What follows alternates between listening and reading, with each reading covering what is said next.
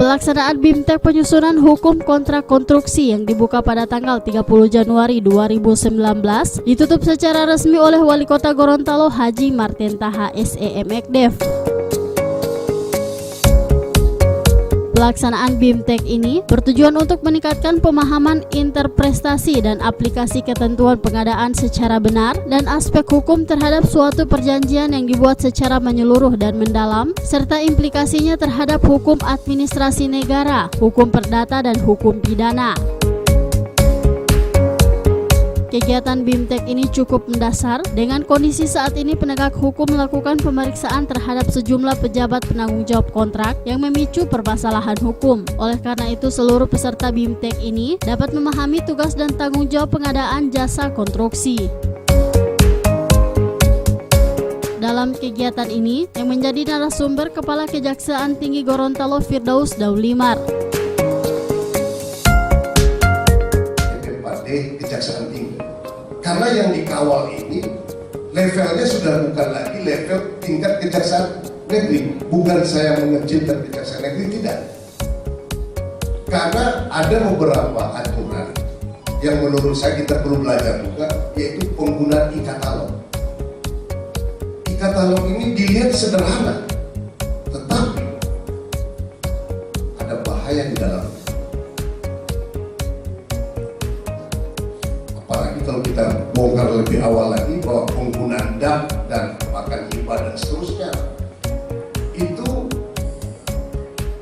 kalau kita lihat cuma di depannya, di front office, ya gampang, tinggal klik, selesai. Tapi ketika ada laporan nanti menyatakan bahwa e-katalog itu berpotensi dengan harga mahal, ini bagaimana?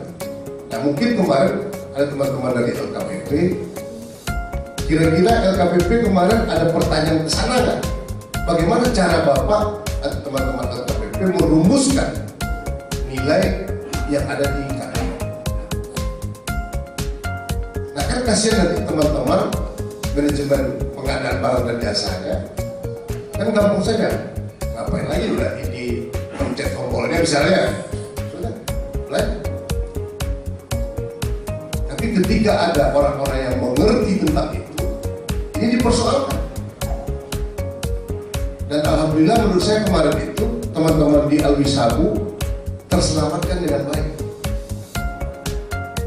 Nah, mungkin saya tanya juga dengan Pak Mat, apakah pengadaan di rumah sakit Alwisabu itu menjadi bagian dari pengawasan yang dilakukan oleh DPRD maupun pengawasan yang dilakukan oleh Ibu dari Dinas Kesehatan?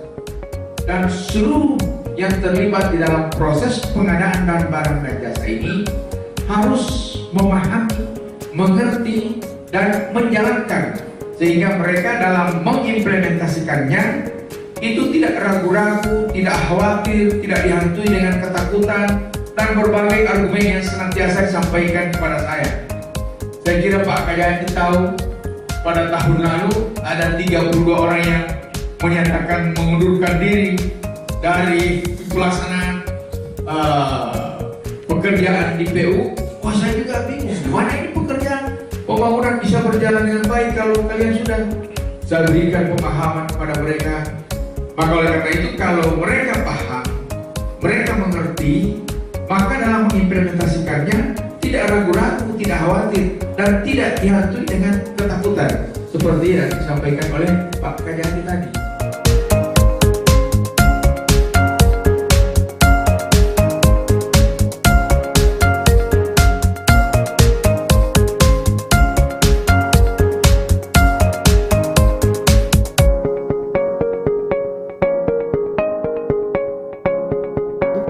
Tim Liputan Advertorial Mimosa TV.